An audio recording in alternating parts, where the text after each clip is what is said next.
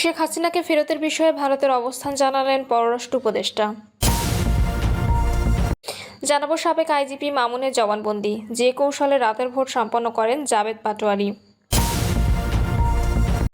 অনেক দেশের বিমানবন্দরে গেলে এমনভাবে তাকায় মনে হয় মরে যাই, বলছেন আসিফ নজরুল। এবং সর্বশেষ জানাবো বিএনপি থেকে পদত্যাগ করা ফয়জুল স্বতন্ত্র প্রার্থী হিসেবে নির্বাচন করবেন। শুনছিলেন সংবাদ শিরোনাম, এবারে বিস্তারিত। শেখ হাসিনাকে ফেরতের বিষয়ে ভারতের অবস্থান জানালেন পররাষ্ট্র উপদেষ্টা। সাবেক প্রধানমন্ত্রী শেখ হাসিনাকে ফেরত চেয়ে ভারতকে চিঠি দিয়েছিল বাংলাদেশ, তবে এ বিষয়ে দিল্লি থেকে কোনো ইতিবাচক উত্তর আসেনি বলে পুনরায় জানিয়েছেন অন্তর্বর্তী সরকারের পররাষ্ট্র উপদেষ্টা মোহাম্মদ তৌহিদ হোসেন। তিনি বলেন, এর নতুন কোনো তথ্য নেই। বিচারের সম্মুখীন করতে বাংলাদেশে ভারতের কাছে শেখ হাসিনাকে ফেরত চেয়েছে। ভারত থেকে কোনো ইতিবাচক উত্তর আসেনি, বাংলাদেশ অপেক্ষা করছে। তিনি বলেন, ইতোমধ্যে শেখ হাসিনার বিচার প্রক্রিয়া শুরু হয়েছে। সেই আসুক, কেউ আসুক আর না আসুক, তার জন্য তো বিচার আটকে থাকে না। শেখ হাসিনাকে ফেরাতে আন্তর্জাতিক কোনো সহযোগিতা নেওয়া হবে কি না, উত্তর উপদেষ্টা বলেন, সরকার প্রয়োজন মনে করলে সহযোগিতা নিতে পারে, তবে এই মুহূর্তে কোনো প্রয়োজন দেখছি না। ভারত থেকে মানুষ পুশিনকে প্রথাগত ব্যবস্থায় ব্যত্যয় বলে জানিয়েছেন পররাষ্ট্র উপদেষ্টা। এ বিষয়ে বাংলাদেশ আপত্তি জানিয়ে প্রতিবাদও করেছে। কূটনৈতিক আলোচনার মাধ্যমে এই সমস্যার সমাধানের বিষয়ে আশাবাদ তৌহিদ হোসেনের। ভারতের পুশিন নিয়ে বাংলাদেশ নীতি জানতে চাইলে তৌহিদ হোসেন বলেন, পুশিন নিয়ে কোনো নীতি নেই। ভারতে কোনো বাংলাদেশি অবৈধভাবে বসবাস করলে তাহলে তাকে তারা আটক করতে পারে, বিষয়টি আমাদের জানাবে। বাংলাদেশ তার নাগরিকত্ব নিশ্চিত করতে এবং ফেরত পাঠাবে। পুশিন হচ্ছে এই ব্যবস্থার একটি ব্যত্যয় এবং এ নিয়ে আমরা আপত্তি জানিয়েছি। তিনি বলেন, ভারতকে বলেছি যে তোমরা যে নাগরিকদের তালিকা দিয়েছো সে তালিকা অনুযায়ী যাচাই করে নাগরিকদের ফেরত নিয়েছি, ফলে সে পদ্ধতিতেই ফেরত পাঠানো উচিত। তারপরও ভারত পুশিন করছে, এটি দুর্ভাগ্যজনক। আমরা এ বিষয়ে প্রতিবাদ করছি। এখন বাংলাদেশের কি করা রয়েছে?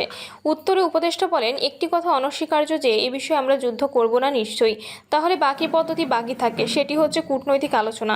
সেটি আমরা করছি। সাফল্য এখন আসছে না, আমরা আশা করি যে কখন সাফল্য আসবে।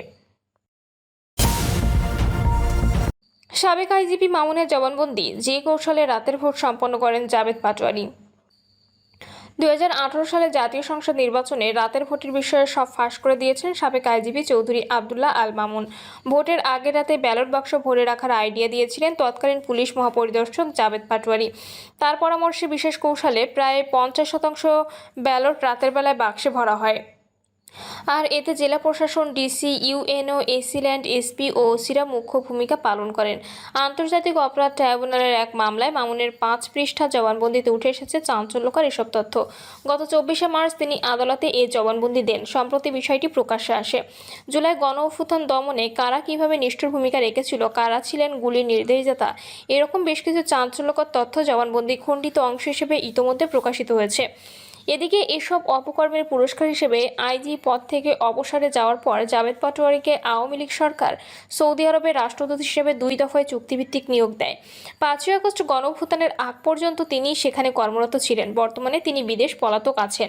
যেভাবে ভূমিকা রাখেন রাতের ভোটে। 2018 সালের নির্বাচন প্রসঙ্গ তুলে ধরে আবদুল্লাহ আল মামুন জবানবন্দিতে বলেন, ওই সময় তিনি ঢাকায় রেঞ্জ ডিআইজি ছিলেন। তৎকালীন আইজিপি জাবেদ পাটোয়ারি সাবেক প্রধানমন্ত্রী শেখ হাসিনাকে প্রায় 50% ব্যালট রাতের বেলায় বাক্সে ভরে রাখার পরামর্শ দিয়েছেন মর্মে শুনেছি। এরপর মাঠ পর্যায়ে সরকারের পক্ষ থেকে ওই বিষয়ে রাতে ব্যালট বাক্সে ভোট দেওয়ার ব্যাপারে নির্দেশনা দেওয়া হয়। রাজনৈতিক নেতাদের সহযোগিতায় জেলা প্রশাসন, ডিসি, ইউএনও, এসিল্যান্ড, এসপি ও থানার ওসিরা মুখ্য ভূমিকা পালন করেন। পরবর্তীতে পুলিশের বিপিএম ও পিপিএম পদক দেওয়ার ক্ষেত্রে নির্বাচন সহ রাজনৈতিক ক্ষেত্রে সক্রিয় পুলিশ অফিসারদের বিবেচনা করা হতো। এক্ষেত্রে সঠিকভাবে পেশাদারত্বকে বিবেচনায় নেওয়া হয়নি। পুলিশের রাজনৈতিক হস্তক্ষেপ। 2018 সালের পর পুলিশ বাহিনীতে রাজনৈতিক হস্তক্ষেপ ও প্রভাব আরও বেশি বৃদ্ধি পায়। কতিপয় পুলিশ অফিসার প্রভাবশালী হিসেবে স্বীকৃতি পান। তাদের সংশ্লিষ্ট পদ ও কর্মকর্তারা নিয়ন্ত্রণের ক্ষমতা রাখতেন না। তাদের নিয়ে স্বরাষ্ট্রমন্ত্রী আসাদুজ্জামান খান কামালের বাসায় রাতের বেলা নিয়মিত বৈঠক হতো, যা গভীর রাত পর্যন্ত চলত। মন্ত্রীর বাসায় নিয়মিত যাতায়াত ছিল তৎকালীন DMP commissioner Habibur Rahman, SB প্রধান মনিরুল ইসলাম, ডিবি প্রধান Harunur Rashid, DIG Nurul Islam, additional DIG Biplab Kumar সরকার, এডিশনাল এসপি কাফি ওসি মাঝার ফরমান ও অপূর্ব হাসান সহ বেশ কিছু অফিসারের। এরা কেউই আইজিপির নির্দেশ সঠিকভাবে মানতেন না। এসব কর্মকর্তা নিজেদেরকে রাজনৈতিকভাবে ক্ষমতাবান ও সিদ্ধান্ত নিতে পারবেন বলে মনে করতেন। তাদের কারো কারো সঙ্গে সাবেক প্রধানমন্ত্রী সহ রাজনৈতিক সিনিয়র নেতাদের ভালো সম্পর্ক ছিল। প্রভাব বিস্তার প্রসঙ্গে তিনি জবানবন্দিতে বলেন, পুলিশের গোপালগঞ্জ জেলায় অবস্থান বেশ শক্ত এবং অফিসার ও ওসি পর্যায়ে গোপালগঞ্জ সাধারণ কমান্ড মানতেন না, নিজেদের ইচ্ছামতো কাজ করতেন। এদের বিষয়ে সাধারণত দেখতেন অতিরিক্ত আইজিপি মনিরুল ইসলাম ও পুলিশ কমিশনার হাবিবুর রহমান। স্বরাষ্ট্রমন্ত্রীর সঙ্গে তাদের ঘনিষ্ঠ যোগাযোগ ছিল। ঢাকার বেশিরভাগ গুরুত্বপূর্ণ দায়িত্বে গোপালগঞ্জ জেলার পুলিশ অফিসার ছিলেন। পুলিশের মধ্যে মনিরুল ইসলাম ও কমিশনার হাবিবের মধ্যে দ্বন্দ্ব ছিল। তারা আলাদাভাবে তাদের লোকজন ও সমমনা পুলিশ অফিসারদের মেনটেন করতেন। পুলিশ বাহিনীর ইমেজ রক্ষা এবং বাহিনীতে সৃষ্ট নেতৃত্বের এই দ্বন্দ্বকে প্রশমিত করার লক্ষ্যে তাকে আইজিপি হিসেবে নিয়োগ ও পরবর্তীতে দুবার চুক্তিভিত্তিক নিয়োগ করা হয়। র্যাব নিয়ন্ত্রণ করতেন তারিক সিদ্দিকী। জবানবন্দিতে চৌধুরী আবদুল্লাহ আল মামুন বলেন, র্যাব কর্তৃক কোনো ব্যক্তিকে উঠিয়ে আনা, গুম করার নির্দেশনা বা ক্রস ফায়ারের সিরিয়াস নির্দেশনাগুলো সরাসরি প্রধানমন্ত্রীর দপ্তর থেকে আসতে বলে শুনেছি। কিছু কিছু নির্দেশনা প্রধানমন্ত্রী নিরাপত্তা বিষয়ক উপদেষ্টা মেজর জেনারেল তারিক আহমেদ সিদ্দিকীর পক্ষ থেকেও আসতো বলে তিনি জানতে পারেন।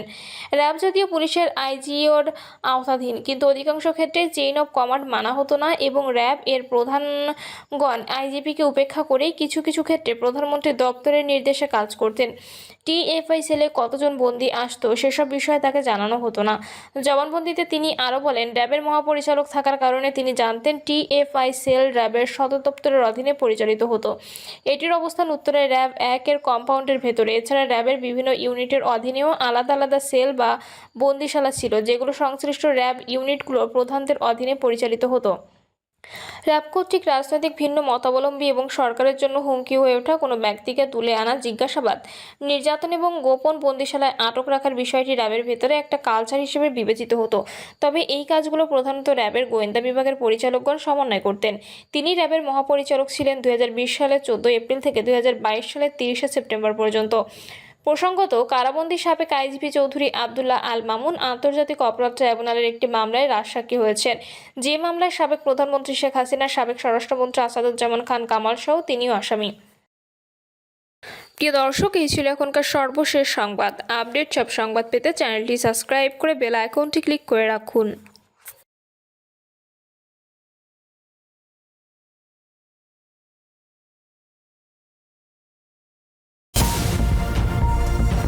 অনেক দেশের বিমানবন্দরে গেলে এমনভাবে তাকায় মনে হয় মরে যাই, বলছেন আসিফ নজরুল।